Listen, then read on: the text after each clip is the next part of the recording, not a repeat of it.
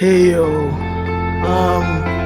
what is going on in Burkina Faso is pretty cool. It's exciting. I see a lot of comments online about the progress that is being made in a very short period of time, and that is undeniable. I think the true test case for Burkina Faso's ability to sustain this new movement is one, whether they are able to transition to a democratic process, and two, whether they are able to put together, um, you know, a clear framework of governance that is sustainable, right?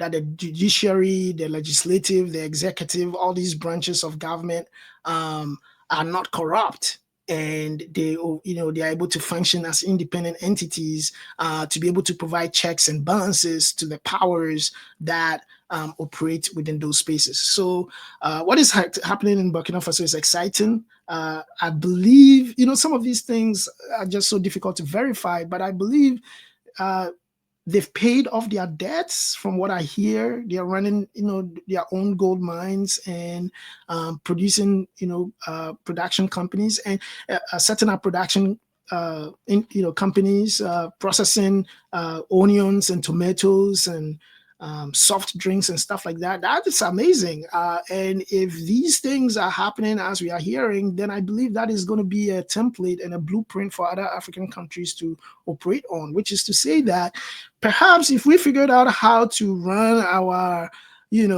industries, we may not have to sell off the equities on these industries for nothing, just because we don't have a way to run them. And so getting something is better than nothing, right?